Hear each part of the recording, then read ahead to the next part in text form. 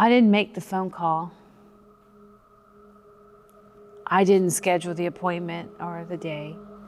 I didn't know that my world would shatter.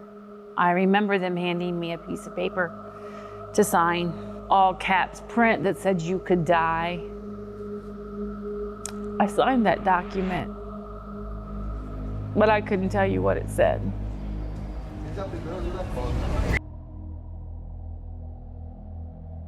The nurse began the scan, and I asked her if it was a boy or a girl. I don't know why I asked. And she responded so harshly, "Why do you even want to know?" She never told me. And I never said another word. I was raised in a Christian home. I had to find a way to tell my mom and dad. I kind of just had to blurt out to my mom that I needed to tell them something. My dad called about an hour later and asked me if I was pregnant. That was the first of God's grace for me, that I actually didn't have to say to my parents that I was pregnant. Really, no other choices were presented to me by my family. The only choice was to abort. There were no real conversations happening about the baby, about my health, about what the right thing to do was. But my mind couldn't process anymore. I had been rejected by the father, friends, and in all that rejection, I too rejected the baby. I always hoped for someone to save me. You know, if we were to walk up to a body of water and someone was drowning, you would jump in. It is our nature to jump in and save them. It's our nature to run in and just grab them and save them. But we don't have that for a crisis pregnancy.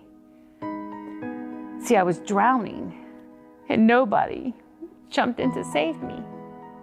You see, I died that day. Yeah, my heart was still beating and my body was still warm. But on the inside, I couldn't feel anything. I didn't get to count their toes or their fingers. There's no grave. There's no birthday parties. Just a memory of a day like no other. Abortion stole more than my baby. Abortion stole a grandbaby, perhaps a brother or sister. Abortion stole my voice. Abortion stole my identity. Have you considered abortion?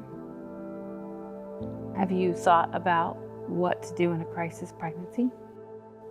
There is a life growing inside of you. I know you're hiding behind the guilt, the shame, the consequences of an act. It's not what you planned. You're not alone. You are not alone.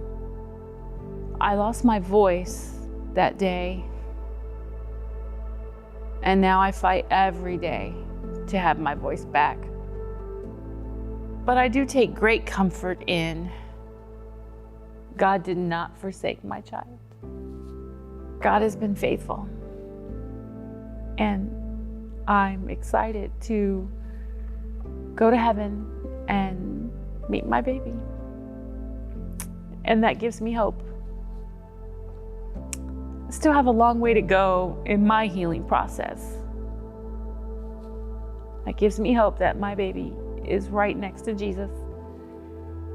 And that helps my healing.